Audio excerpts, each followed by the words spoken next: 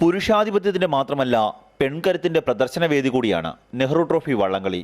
പാടത്ത് പണിയെടുത്ത് വെള്ളത്തോട് മല്ലിട്ട് ജീവിക്കുന്നവരാണ് കുട്ടനാടൻ സ്ത്രീകൾ.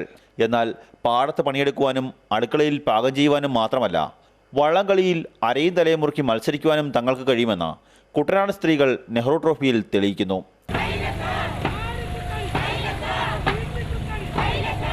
തെക്കനോടി വിഭാഗത്തിലാണ് കുട്ടനാടിന്റെ വീരാംഗനമാർ പുന്നമഴയുടെ വിരിമാറിൽ മത്സരിക്കാൻ എത്തുന്നത്.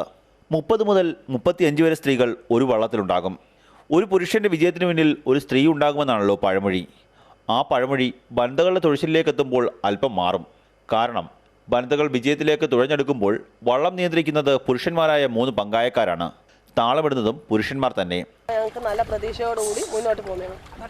തെക്കനോടി വനിതാ വിഭാഗത്തിൽ 6 വള്ളങ്ങളാണ് ഇക്കുറി നെഹ്റു ട്രോഫിയിൽ മത്സരിക്കുന്നത്. നെഹ്റു ട്രോഫി മത്സരത്തിൽ പങ്കെടുക്കുന്ന ഓരോ കുട്ടനാടൻ സ്ത്രീയും ഒരു കാര്യം തെളിയിക്കുന്നു. കൈക്കരുത്തിൻ്റെയും മെയ്ക്കരുത്തിൻ്റെയും കാര്യത്തിൽ കുട്ടനാട്ടിലെ പുരുഷന്മാരെ പോലെ തന്നെയാണ് തങ്ങളുമെന്ന്.